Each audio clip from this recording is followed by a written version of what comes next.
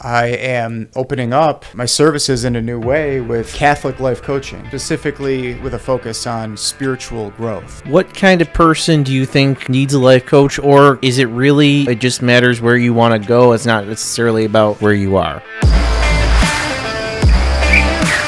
Welcome to The Rich Sean, where eternal beatitude begins in this life. I'm Francis Boeck here with the very own Kyle Dean, and it's been a couple of weeks here, not a fun couple of weeks for us locally in Buffalo. We don't have to get into all that today, but obviously that is weighing on our hearts and minds. The news of the closures, and we can't, we're not going to get into it, but obviously it weighs on us. But we have to look ahead to the future, and I guess I'm on today to kind of talk to you about the future a little bit. And so, Kyle, it's interesting. When I was on here a couple months ago, we popped into a segment almost organically about spiritual direction. And, recently somebody saw that video and asked me about it. No way. Yeah. And so I'm like, then I'm thinking to myself, all right. That's cool. Yeah. And then you're working on something, which we're going to get into in just a second. And I thought maybe we need to revisit that and see, what are people actually looking for? Because people may not quite know what spiritual direction is.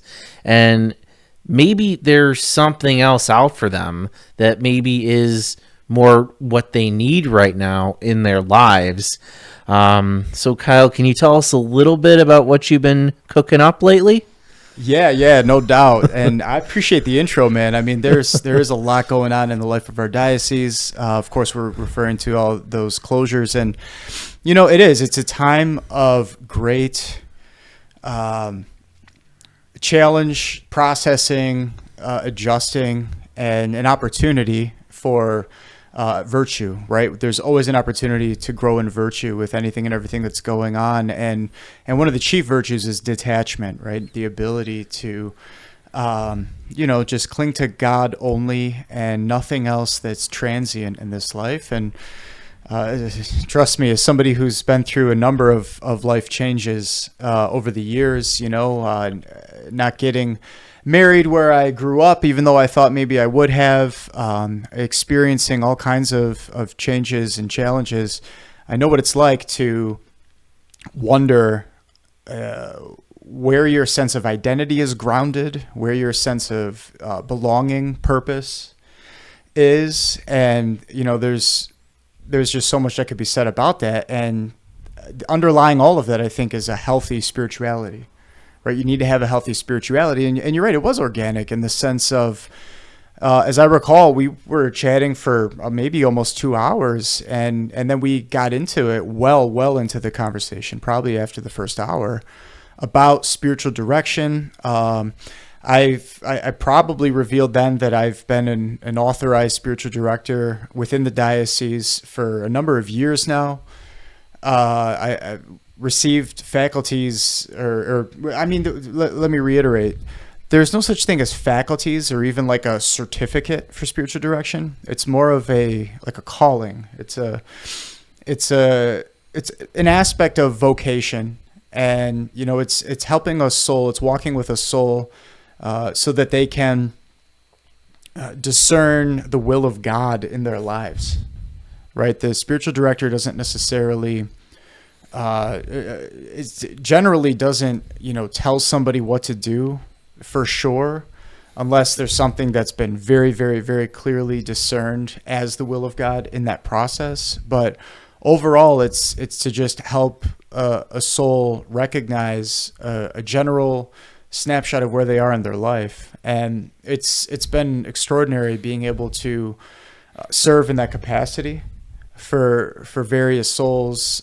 some involved because of deliverance ministry, others just word of mouth. I have a rule that doing young adult ministry together in Dynamis, Western New York, and of course with you as a recent ecclesian on the leadership team serving there, that, with that being a formation ministry, you don't do spiritual direction as well. Because in a seminary, there's the formation director and there's the spiritual director. And it's only appropriate for those to be two distinct roles. The formation director is in the exterior forum, whereas the spiritual director is in the interior forum. So there's also that aspect of how this works as well, that, of course, there's a sacred level of confidentiality that's connected with spiritual direction as well.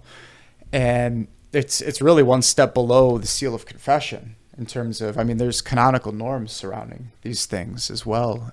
In church law, of course, is what we're referring to with canon law. I think a lot of people in our area have heard these terms on the news lately. With varying levels of understanding as to, what all that means and how it parses out with civil law, right? But suffice it to say, in the life of Holy Mother Church, we have these beautiful gifts, these treasures, these means to tap into personal growth and development. That being said, yeah, you're absolutely right. There are new developments that are cooking. I'm actually resurrecting a calling that was instilled in me really going back to 2002 when I was a counselor in training at a local YMCA. I've been a counselor, a mentor, a coach, a spiritual director, a guide for well over 20 years now. And I am opening up my services in a new way with Catholic life coaching, specifically with a focus on spiritual growth. So you'll notice something really cool if you look back on the compendium of all these Rich Dawn interviews that have happened in the life of this podcast. What you tend to see is, depending on the temperament of the interviewee that I'm interviewing, an organic conversation develop with people in so many different life competencies. We've had a number of doctors on, we've had clergy on, we've had therapists on, we've had health coaches on, and people in all different walks of life, as doctor of history. And regardless of what the path of life was that the individual was on, we were able to open up a relationship of trust for anybody to be able to view in on and to check out and to glean some insights for within their own life, best practices. And usually by the first half of the conversation, it goes from being an interview to a back and forth where I'm sharing my expertise in the realm of spiritual theology to enhance the life of the individual, as well as just to enhance the viewer's ability to appreciate what is needed for a healthy and thriving culture, which has been the main focus of the Rich Dawn since its inception. So with all that in mind, I know that was a long answer to your question, but that's a little introduction to some of the things that are cooking. Yeah, I think, a lot of people out there who maybe are uncatechized might think spiritual action like, oh, okay, so you talk to a priest once a week and he gives you advice. That's not really spiritual direction, right? Well, it's again, it's the role of the priest, clergy, or spiritual director is to help somebody look within themselves and to discern the will of God in their life.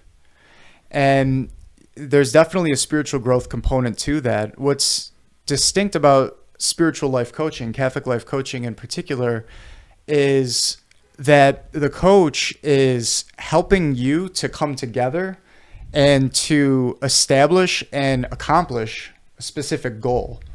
So there's a lot more specificity that's involved than general practitioner spiritual direction. Think of a coach like in a, insert your favorite sports team. The coach is helping the players to, crush it in life, right? Crush it in their competency. And so sometimes there is kind of more of an action-oriented focus, like helping somebody to do specific things in order to achieve their goals. Mm-hmm. And to also be an accountability partner at times. That's a very different thing than spiritual direction. Spiritual direction has certain components to it as well. Like, for example, and we probably brought this up in the past, but your spiritual director should not be your confessor. I personally actually recommend clergy as spiritual directors because they do have the grace of state in life. But that being said, there have been many, many great lay directors in the history of Holy Mother Church. But it is definitely a distinct role to play, albeit with similarities as well. I mean, for example, with life coaching, there is a confidentiality understanding built in that's I would refer to as sacrosanct, because you're helping somebody to grow in their own life. But life coaching has so many different competencies. I mean, there's relationship coaching, there's business coaching, finance coaching, health coaching, relationships within married couples. There's resilience coaching, something I know a thing or 10 about. And one thing that's I'm a holist personally. I'm definitely a holistic person. So that's okay. Wait a minute. You said holistic. That's gonna sound a little Eastern to some people out there. Esoteric. Esoteric. Maybe to the point of being New Age. Yeah. No, holism is a relatively recent term, actually, that's been popularized by an author, I think, in the 1920s. But it just means looking at the whole as opposed to just the individual parts. So a holistic person would be the kind of a person that would be able to speak to all of the different competencies that I just spoke about, for example. But that being said, you need specificity when you're defining a goal. So there's a lot of nuance to the world of life coaching in general. What kind of person do you think needs a life coach, or is it really, it just matters where you want to go? It's not necessarily about where you are. Wow, that's a deep question. It depends. It really depends. I mean, is this something for? Is this about people who really are not doing well and they really need to grow in virtue? Is this about the people who, let me start again. Is it about the people who are down here needing to get here, or is it the people here who want to get here, or is it everybody? Well, everybody could use a life coach, just to answer that question succinctly. But when you said, is it about, what you're doing or where you are or who you are? I mean, I want to hone back in on that for a second because, as we know, John Paul II really popularized in Love and Responsibility and his overall exposition on the theology of the body that, it's not what we do, but it's who we are that gives us inherent dignity, value, and worth. So I think that's really important framework to lay out right from the onset, because otherwise you can get caught up in a number of different heresies, really, which is a strong sounding word for error, just erroneous belief systems, value systems. Utilitarianism is just one popular example that really took off in the wake of the Industrial Revolution. This idea that you need to keep up in the factory mindset. In fact, quite frankly, I bet a lot of people feel that now in the era of AI coming to the fore, right? That you've got this thing that's potentially radically transforming your relationship to your work life and your business development.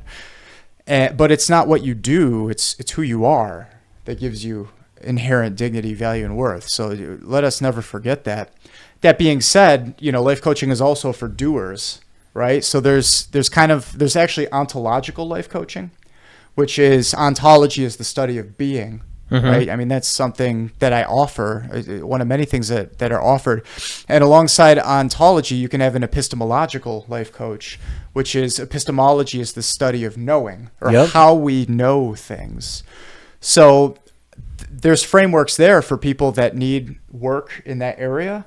But then also if you want to focus on goals that have to do with doing, there's a place for that as well. I've helped develop multiple businesses over the years. I've actually personally designed over 10,000 unique and comprehensive technology solutions, for example, in my past life in the tech space. So there's so much that can be said on the business development front of things as well, to the doing aspect. But and then finally, to your point about, is it for people here or this or that? I want to take us back for a moment to the conversation about the distinction between life coaching and spiritual direction, to answer that question. When you are at a place in your life to look for a spiritual director, it's actually when you tend to be elevating beyond the fourth level of prayer, which is the prayer of simplicity, into mystical contemplation at level 5, prayer quiet in level 6, and God willing, we continue to climb the ladder to sanctity. It's once you are shifting there in a period of what's known as the dark night of the senses, to where you start to experience God coming within your soul and purifying you. You end up going from an active purification to a passive purification modality. And it's when somebody is at that point that they really need to start getting a spiritual director. So life coaching is for everybody. And I would also argue that getting a spiritual director should be a goal of everybody as well, because we're all supposed to attain sanctified perfection. That's like the goal in life, right? That's how eternal beatitude begins even in this life, is if you make it to the 9th level of prayer, transforming union. And that's why you ought to be on this path. Now, that being said, sadly, many are called but few are chosen.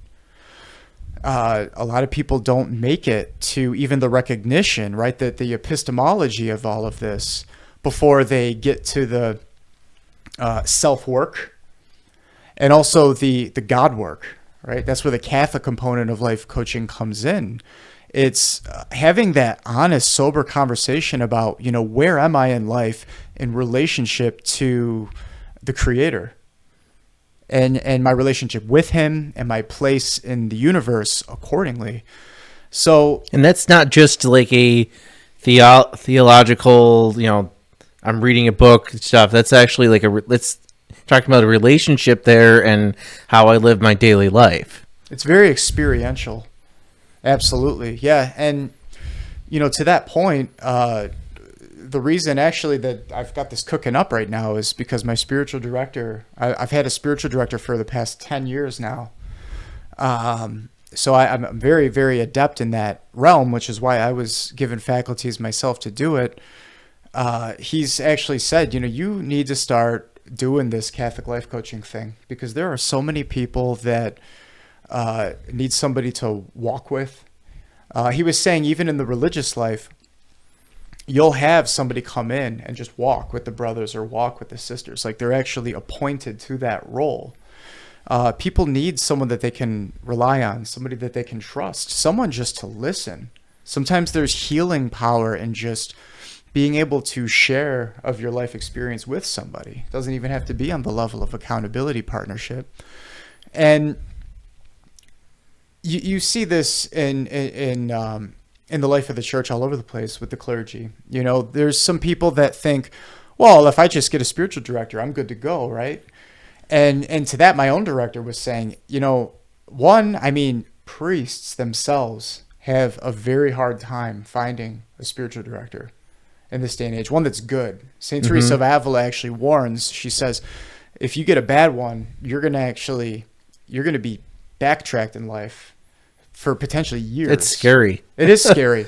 Oh, and it's an extremely grave responsibility, this whole thing. Think of what St. Paul said, right? He said you have different members of the flock, different members of the body of Christ that have different competencies. First you have apostles, then you have prophets, then you have teachers, and so on and so on.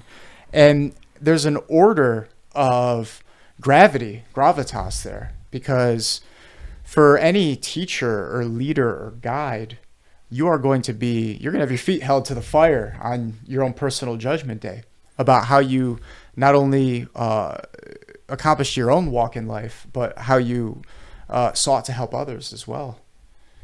So it's a great responsibility. It's a great gift. Mm-hmm. I just, I keep thinking, we're all on, different walks in life, and we're all in different parts of our journey in life. And it sounds like something where no matter where you are in your journey, you need, everyone can kind of use a little bit of help to get to the next step. I know that's true in my life. And one of the benefits of having a life coach is that measurable outcomes, right? If measurable outcomes are what you're looking for, particularly in the realm of business development, then hiring a life coach is going to exponentially increase your value to the point where it's actually costing you not to go that route. Because otherwise, if you try to figure everything out on your own, you might save maybe money, but time. I mean, money is only ever as valuable as it is right now, right? With inflation being what it is, and time is that one resource you just can't get back in this life, So you can never underestimate the value of that. Now, Francis, let me ask you something. Okay. In general, describe a life that you would truly love living. I've thought about this. There's a public one that I'll share. There's a private one too that I don't want to share for the public. Sure. But the public one is, I think I, want to get married one day, have a family, and, be able to support that family with a somewhat nice paying, or, a respectable income where I'm being fairly compensated for what I'm doing, and I'm doing something, maybe not, it's like super, super fun, but it's something where I feel like I'm making an impact, and I'm not, I guess, too stressed out about it. I like the little bit of, I've learned a lot over the past couple years that I need a little bit of an adrenaline rush in what I'm doing, but not enough where there's got to be a balance to it, right? So I need a little bit of that adrenaline rush, but there's enough where, when I go home, I can kind of put it away, or at least it's not keeping me up at night. Wind it down. Yeah. Yeah. A good work-life balance. Yes. But if I don't if there's not enough, then I get really bored. And when I get bored, that's when I noticed I get into trouble. Sure. So, but yeah, that's kind of where I am, just, I've done a lot of work over the years to get over some big hurdles. And I think I'm ready to start taking some more steps. So I guess that's where I am right now. Absolutely. And would you say that are there any specific blockages to getting that accomplished, or any specific action steps that I think next? I think it's more about recognizing the Holy Spirit's prompts for me. Sometimes I can't tell if I'm being prompted to do something, if I'm not prompted to do something, or just maybe I'm just overthinking stuff, and sometimes, and maybe a little bit of scruples in there. Sure. And yeah, you're touching on what are known as active graces right now. Active graces are the capacity to respond to God's promptings in real time, and promptitude is one of the required components to that. For anybody that grew up in our generation, you had the DDR game. It's you have to hit your measures, you have to hit the note, because if you miss it, you miss it. And it's not unlike that with active graces in the spiritual life. That being said, yeah, being on guard against scruples is also a really important balancing factor. We're not meant to walk on eggshells in our relationship with the Lord. We're not meant to get into that modality of thinking where I don't ever want to offend God, therefore I get gridlocked and I get an analysis paralysis, or I don't make a decision. And the other thing I've kind of been wrestling with, starting to parse out, I've kind of noticed something bad happens, you have kind of just broken it down to three things. One, you did something wrong, and whatever you're getting is justice for what you did. Two, maybe it wasn't justified what happened to you specifically, but maybe it's justice for something else. Or three, it's justice for what society has done to God. And obviously there's different levels of bad thing. There can be direct things to you, you're walking on the street and somebody yells at you, versus you're in a situation where, you can make an argument. You look at our election, yet, you don't have too great, let's just say, neither choice is that appetizing to many people. You can find a lot of flaws, and I mean, obviously, we're all imperfect, but you can. Francis getting spicy on the mic. I think you can certainly find more imperfections than you like in, let's just say, our two candidates. I don't even think that's a political thing to say. So I think, and some of that is like God saying we get the leaders we deserve, because as a society we haven't been, up to snuff to what God wants us to be.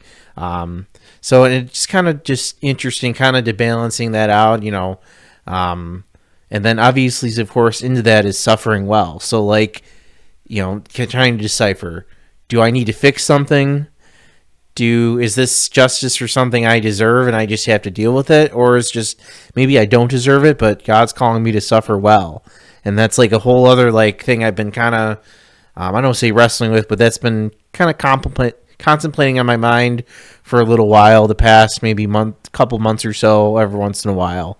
I don't know if you have any thoughts on that, though. Yeah. I had no idea that's what's been going on in your life. Well, one of the things I think lot. No, I really appreciate you sharing. Well, I mean, first of all, your instinct at the beginning is absolutely valid, because the church does teach that sometimes we endure trials in reparation for past wrongdoings, and also so that's just something. Again, it helps us to work on detachment with what's going on in our lives, but also it's good that you have been able to develop your awareness of being open to discerning God's will, and not just worrying or gridlocking about the past or what has come before, because we are redeemed when we go to the sacrament of confession. Mm-hmm. Right? We are allowed to believe that we are forgiven.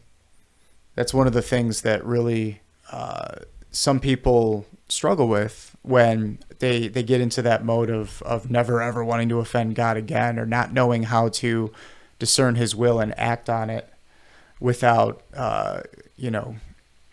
without getting caught up in that gridlock. What would you say is your relationship with the problem of evil? Problem of evil.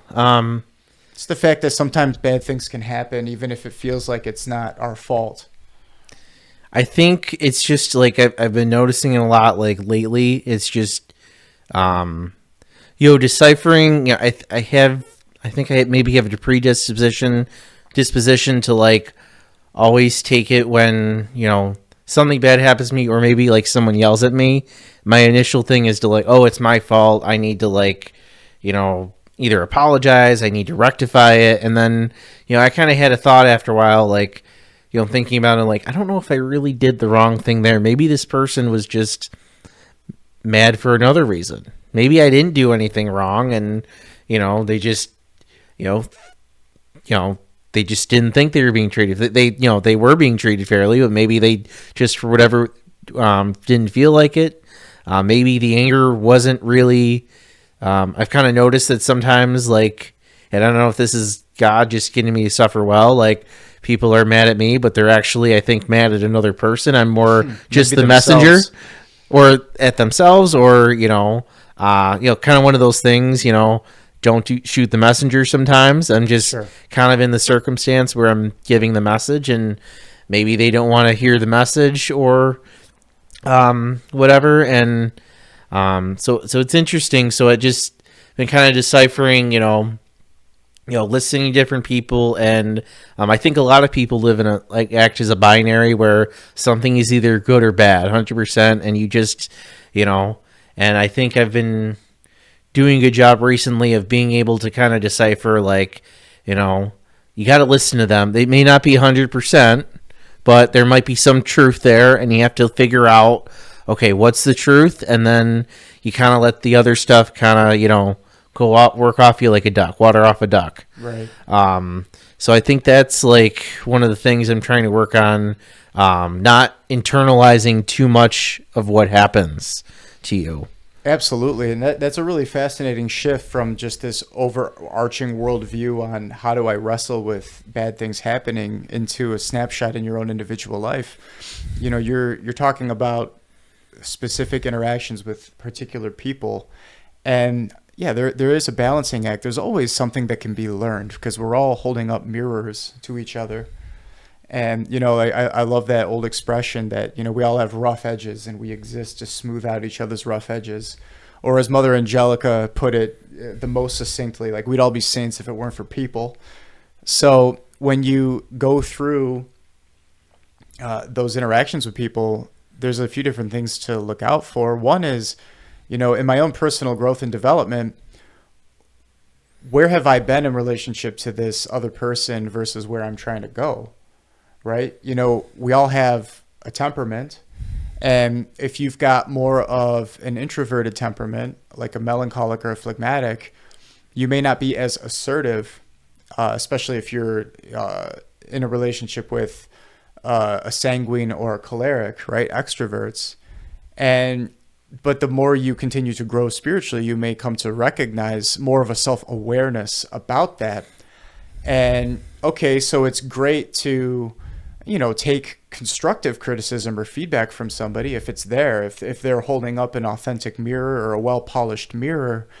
But oftentimes, like you said, it's not a 0 to 100% binary, like yes, no, true, false, on, off situation. There could be some of what they're communicating to you with varying levels of effectiveness could be based on objective truth, and some of it could be their own subjective baggage, right? Because we're all carrying this baggage. So then the question becomes, well, what do I do about that? How do I discern that? And if necessary, am I good at setting healthy boundaries? Right? You have to be able to set boundaries, and you have to be able to know how to do that.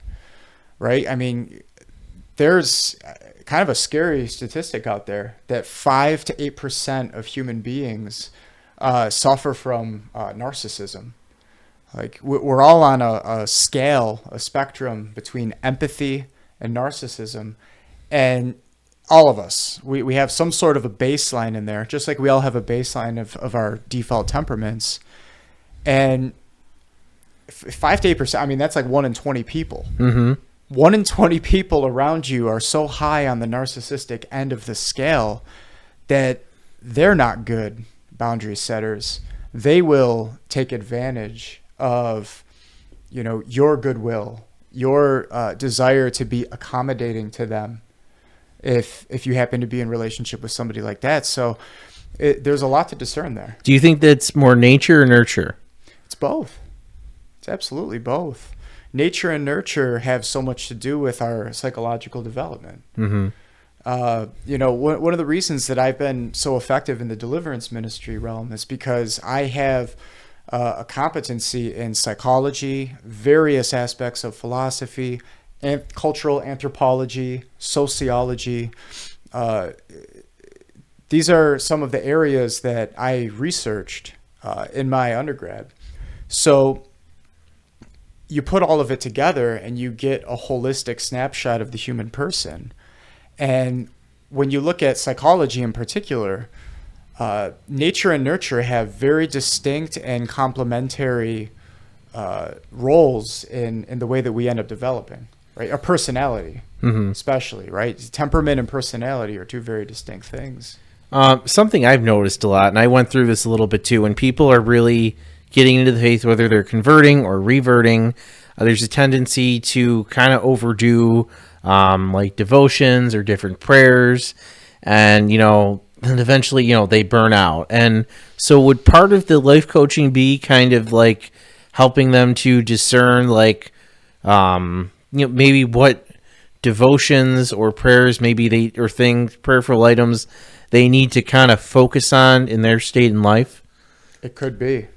If that's something that a Catholic wants to bring to the table and to discern some action steps and goal setting there. I mean, it's not unlike, just to shift it from the healthy boundary conversation, right? It's setting, healthy, what we call an horarium or a rule of life.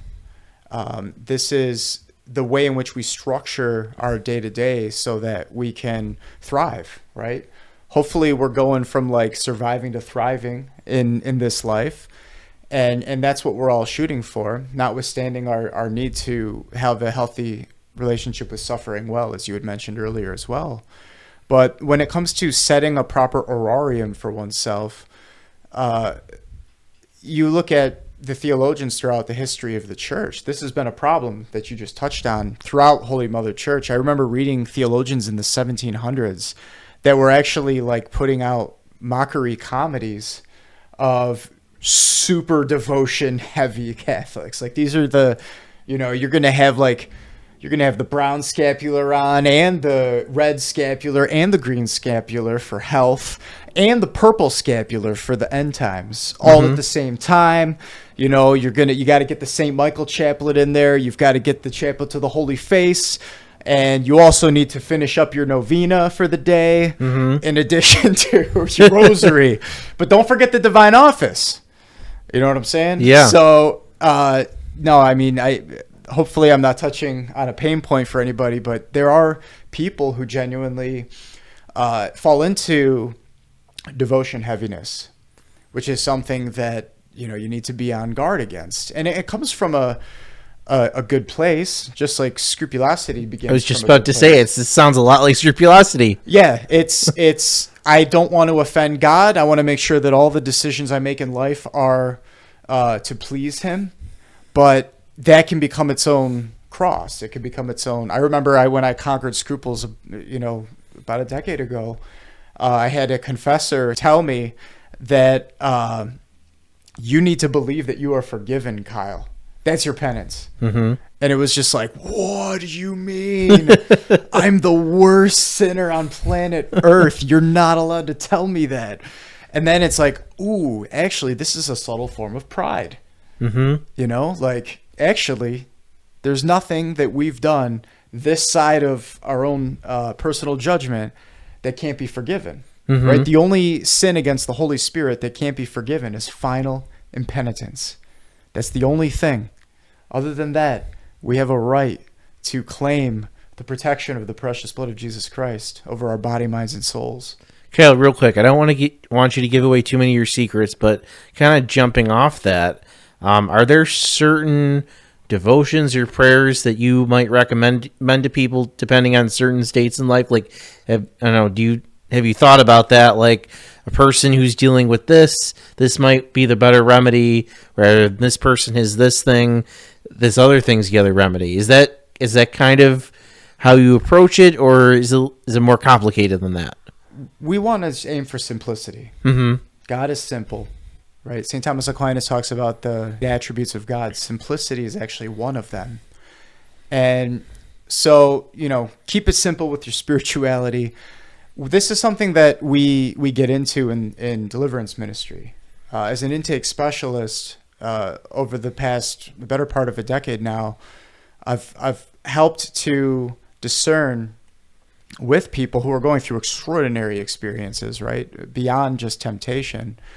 What are the doors that are open, that need to be closed, that need to be healed? How can we heal?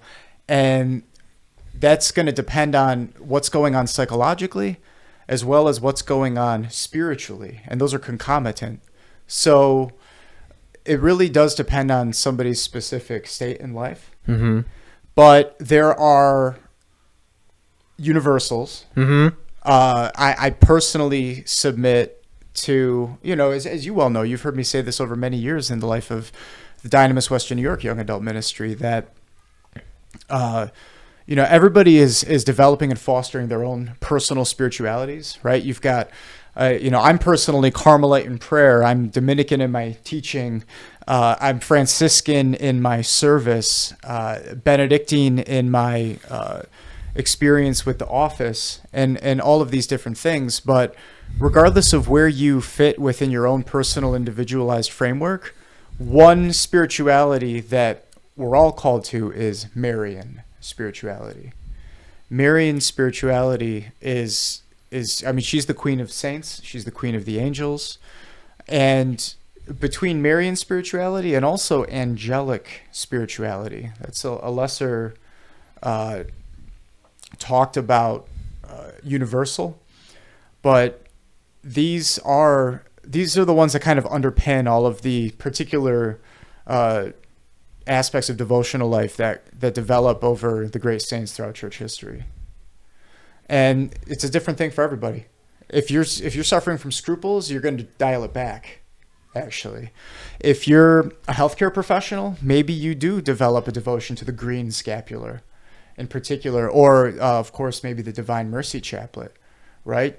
Chaplains in particular are very big on that because they get to walk with a soul in the final hour of their life and experience the great benefits that come with the Divine Mercy devotion. So devotions should be, catered to our states in life for sure. So, Kyle, before we wrap up, there's obviously people watching this video. I know we're going to be watching this video, and they might think, wow, that's pretty interesting. I've never heard of Catholic life coaching before, but I think this is something I want to explore. How can they get in touch with you? What should they reach out to you about? Sure, you can schedule a session at therichddawn.com. So, and that's not only open to people in Buffalo, but really anywhere across the world, I guess. English speakers, I'm assuming? Limited to English speakers? I had a minor concentration in Spanish. And by the way, for my undergrad work, I had to earn the equivalent of a dual master's equivalent before I was allowed to get what was called a bachelor's. So not the best in terms of personal sales, but at the same token, experience, I think, trumps education anyways. And that's a long walk for a short drink to say Spanish was one of my top competencies. So maybe we'll open it up to Spanish speaking. But the idea is, if you're anywhere in the world and you're going to do some kind of web conferencing, it doesn't have to be in person, right? You can. Right. There are going to be conferencing options, remote options, absolutely, as well. All right. I have to end every interview like this because that's how I'm trained. Is there anything I didn't ask or anything that you want to say before we end this? Absolutely. No, I think you asked some really great questions, and I appreciate it. I'll just end by asking you, regarding your vision for a life truly well lived, what are the next steps for you? I think it's just listening to the Holy Spirit and just kind of allowing, to be truly that instrument, and just, I keep praying every day to kind of as a reminder that I'm nothing. This is God doing everything, and just, trying to start really believing that, because sometimes it's easy to forget, you did all this, man, this is a crazy situation. You made it through, and it's easy to think oh, I pulled that off, and no, it was really God. But it's sometimes it feels like it's a humble brag when I say that in prayer. Yeah, well, my favorite definition for humility is groundedness in the truth. And the two big things that jumped out when you said this is what I'm shooting for is relationship and your business finance world. Right? Having a good work-life balance that allows you to really focus on your family. And I think that that's a really noble and worthy goal, to be that provider and that protector down the world. So I'm definitely praying for you. Thank you. You as well. Thank you. What would you, what would that mean to you to fulfill that life truly well lived? Hopefully it would mean that I'm doing what I'm called to be, what I'm called to do, and of course the ultimate goal is to make it to heaven. So, what's the value of that? Because I get to be with God for eternity. Would you like that? Yes, I would. Well, God bless you. All right, that will do it for this episode of The Rich Dawn. Stay tuned for more content right here. Keep checking out all this great content on this channel. Kyle, I'm sure, will have more content up soon. We've done a lot of great videos in the past. I think the first time I was on was maybe just Episode under a year. 9. Yeah, I want to say it was October of last year. We're in September. Wow, that flew by. Check it right here, right now.